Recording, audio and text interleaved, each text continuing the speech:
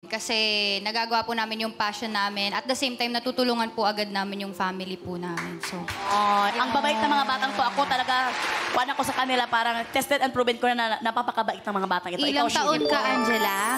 21 po. 21. Yes, ikaw, Sheena. Mention ka lang po, may coffee shop din po si Ate Angela. May business siya. Ang sarap-sarap ng kape, go. Pero yun lang, nakaka-proud lang din kasi kasama ko din si Ate Angela. Madami ako nakakasamang mga bagong friends sa industry. And to be able to na sila kasama ko sa journey ko. Madami din ako natutunan sa mga staff, syempre.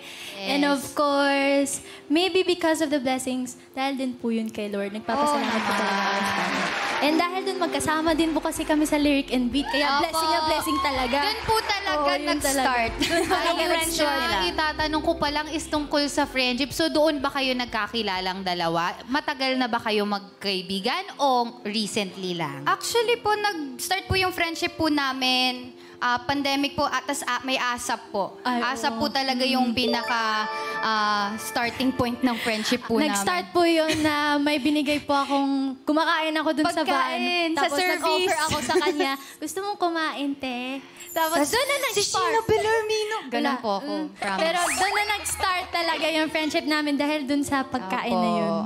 Alam mo, si Sheena mahilig mag-alok ng pagkain. Lalo na si mama niya. Ay, tita! Hi, mami. Ang sweet nila. Lagi sila nagtitake out. Lagi sila nagbibigay pasalubong talaga sa mga mahal nila sa buhay. Pero ito, teka lang. Sabay natin pinutin dito. Pinutin mo natin to, okay? Pause muna tayo sa chikahan. Mamaya nyo na rin kantahan ng mga boss natin kasi talagang gusto nilang mag-request ng kanta. Kaya naman, balik. 1, 2, 3, 4.